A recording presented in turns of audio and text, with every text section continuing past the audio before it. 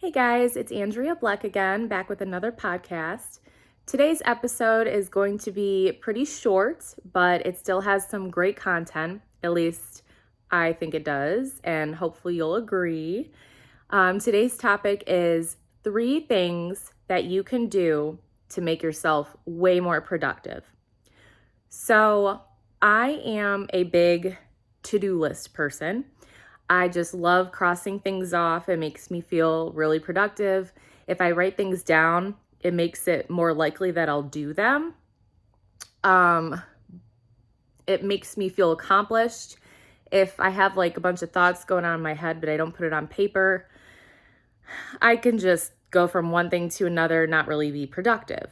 So my first tip is about making a to-do list, but it's not about making a normal to-do list. So by that, I mean like all the things that you have to do today. That is what I did for a long time, and it was better than not having a to-do list, but what I tended to do was put all this stuff on the list of things to do today. And, I have high expectations for myself, and I usually put way too many things on the list, and then I end up not being able to complete them all because I'm not a robot. And even though I know that it's a lot to ask of myself, seeing some not crossed off at the end of the day would really get me down and disappointed. So what I started doing was making a weekly to-do list instead of a daily to-do list.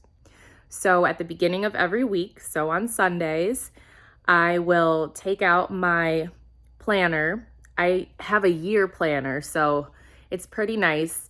It has like calendar days in it, like just a regular calendar. So if you have appointments, you can put it there and it gives like a bird's eye view of the month. But then it also has like a weekly view.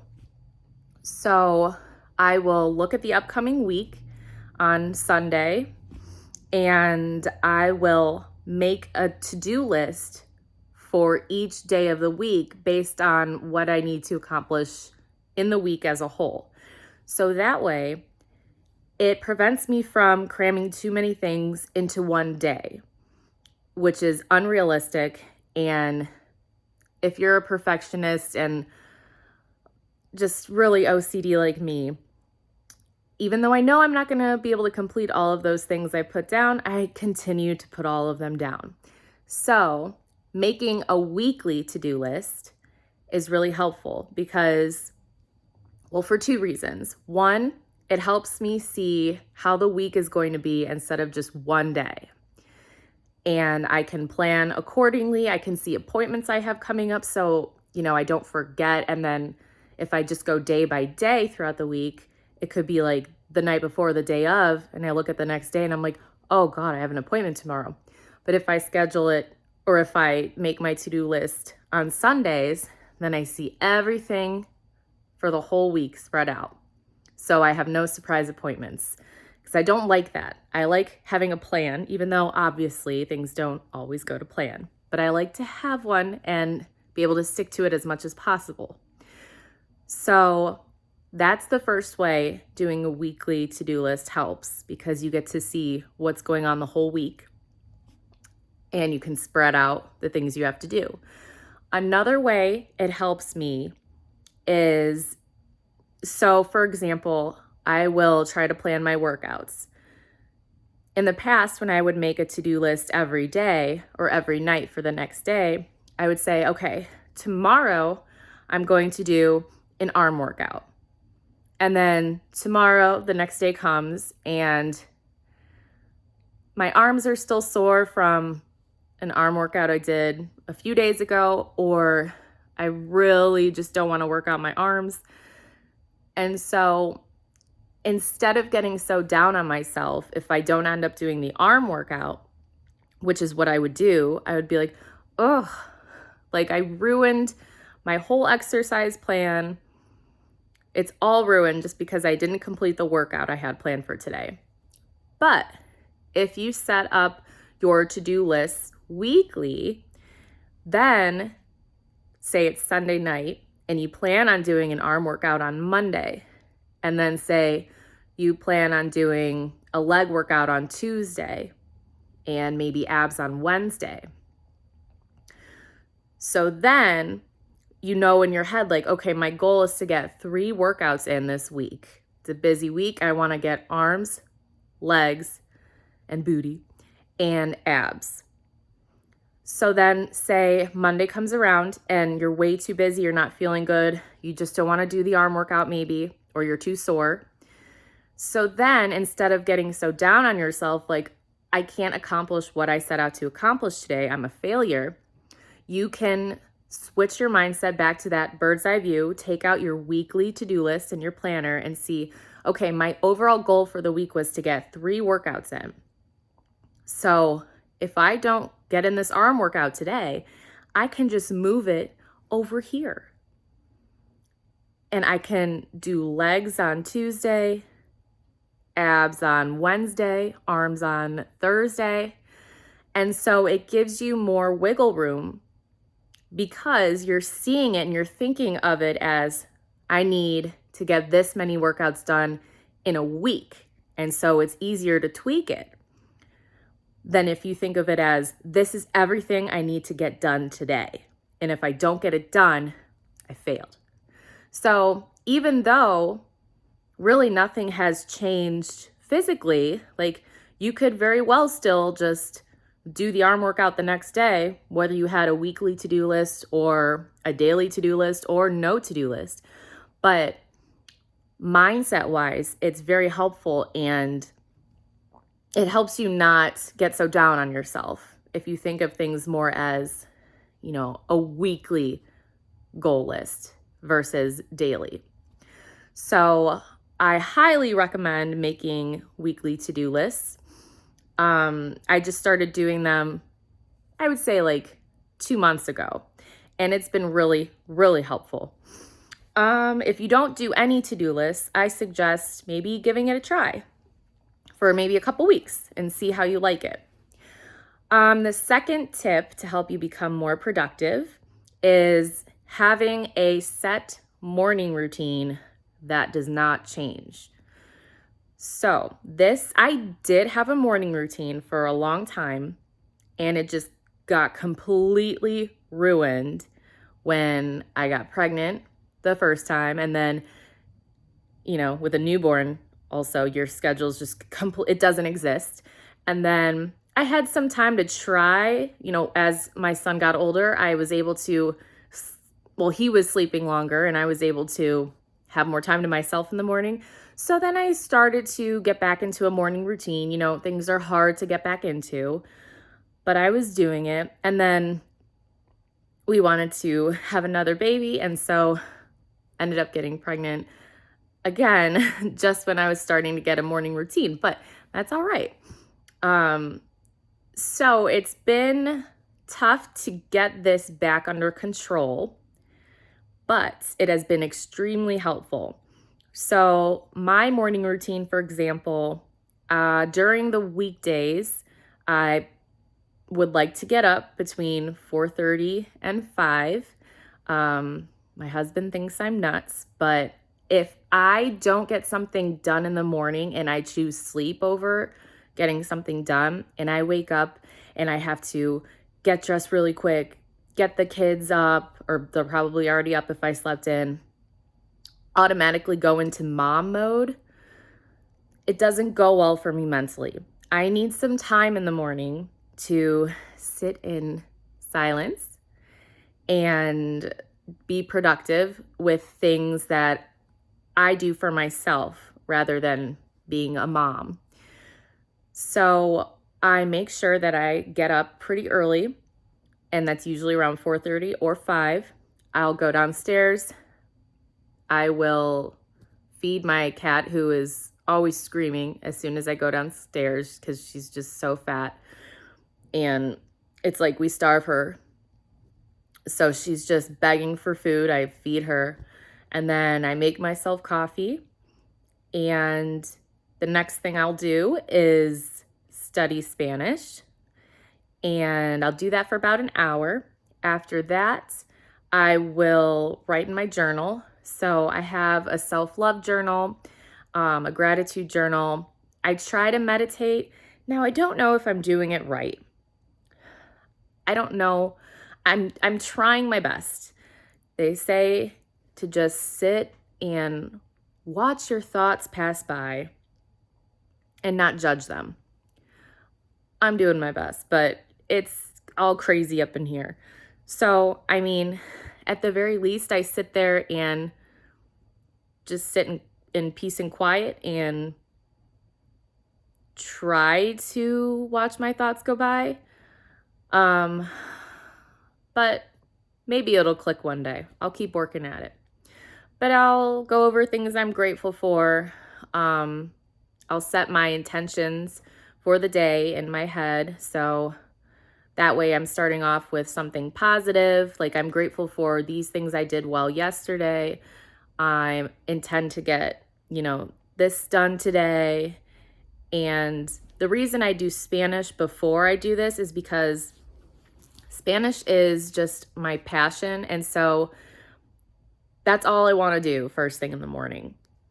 And then once I do that, it's kind of like a warm up for the day. I'm ready to do something else, not as fun. So I will go into my meditation and gratitude and intentions for the day.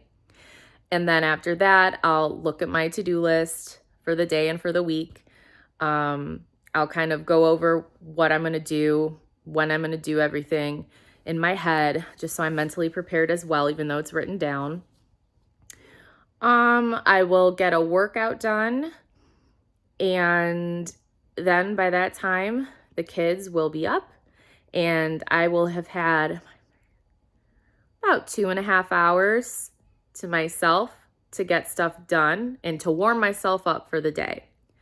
So that really helps me. I find that if I don't have a morning routine that is pretty similar every day, I just feel very scattered. I feel, again, like I didn't get anything productive done. And so then when the kids get up, it puts me in a bad mood because I didn't do anything for myself. And all day I'm like, I just want some time to, study some Spanish. I just want some time to sit in quiet and drink coffee. And also just having something set that you do in the morning helps set up your day for success, because if you start out completely scattered and chaotic, it's not a good segue into the rest of the day. So that's tip number 2, making a morning routine that doesn't really change. On the weekends, I do sleep in a little bit more if I'm able to. I'm a horrible sleeper. But if I can sleep in maybe till 5:30 or 6, then I'll still have like an hour, maybe an hour and a half. My kids are never that generous, but I still am hopeful. I'll still do the same things. I'll just shorten the time I do each of them.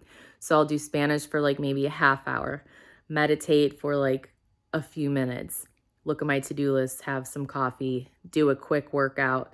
And I know that if I don't have enough time to get a full workout in, it's okay, because the goal was to get the longer main workouts done during the week. So on the weekends, I'm not putting so much pressure on myself to do like a full long workout.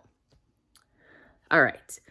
So the last tip that I have in order to help you become more productive is to do the more annoying or the harder or the more important things first when possible. So if something is, if you have to do something because of a time constraint, that's understandable. But when you can, I recommend doing the things that, let's be honest, that you want to do not as much as the other things. And this is because, and I found myself doing this all the time, I would get caught in this loop of making my daily to-do list. I would put the hard things or the annoying things or really important things that are very tedious, I'd put them in there. I don't know if I ever really had an intention to get them done, but they'd be in the to-do list. And then during the day, I would get the other things done. Say, oh, I don't want to do that yet, but I'll do this. And I don't want to do that either because I don't want to make a phone call. So I'll do this. So then I'm crossing things off and I feel like I'm getting things done. And then what do you know? At the end of the day, I have all of those really important things uncrossed on my list. And I'll say to myself, that's okay. I'll just do them tomorrow. So I'll put them on the next day's to-do list, along with all the easier stuff. So then I do the easier stuff. The harder stuff is left untouched again for the next day. But I know that I never really planned on doing it. So that leads to having to do it last second when I'm running out of time to do it. And then it doesn't always get done right, or it doesn't always get completely done. So I know it sucks, but if you can get something done that is just eating at you, something you don't want to do, but you have to, those are the things that I recommend trying to get done first. Or I started to do like, okay, I'll do this annoying thing that I have to do. And then after that, I'll reward myself with an easier thing that's more fun. And then after that, I'll take a little break. And then I'll tackle a more annoying, important thing that I've been dreading. And then after that, I'll reward myself with a snack and an easier task. So just making sure that you're actually getting those tasks done that are looming over you and you don't want to do, instead of just doing other things, because you may think that you're being productive doing those other things because at least you're crossing things off, when in reality, you're not being that productive because you're leaving a lot of important things undone. Okay, so those are my 3 tips today to help you become more productive. For review, again, number 1 was to do a weekly to-do list instead of a daily one. So once a week, like I prefer Sundays. It's the first day of the week. I like that. Makes me happy. And I'll get a bird's eye view of the week instead of just doing it daily. Second tip was to have a morning routine that doesn't really change. So maybe on the weekends, the times change if you want to sleep in a little more, but the things that you do in the morning don't change that much, just to get yourself into a habit and to get your mind ready for the day and to keep you organized. Tip number 3, do the more annoying, tedious things on your to-do list first, if you can, whenever possible. All right, so I hope these tips are helpful. They were definitely helpful for me. I would say getting into a morning routine and doing the more tedious things on your to-do list first, those 2 are a little more difficult because I love making to-do lists. So that was easy for me. Switching to a weekly one, that was fun. But incorporating habits like a morning routine and getting the things done that you don't want to do, those are a little trickier. So you have to really be conscious of, I have to do this. Like, I need to force myself to start this. And then after I do it over and over, it'll just get easier. And it really does suck in the beginning. All right, let me know what your thoughts are. If you try this out and have any success, or if you feel like it doesn't work for you, I would just love some feedback. And I will probably come out with another podcast similar to this. I just like these short podcasts that have good tips that you can start implementing in your life right away. Because sometimes if you have too many things at once that you can start doing, it's overwhelming and you end up not doing any of them. So I like to just do a few tips at a time instead of like 10, because then that's just way too much. All right, I hope you enjoyed. If you like this podcast, please give me a like and subscribe or share. Anything that you can do to just give me some feedback would be wonderful. And I hope you all have a great rest of your day.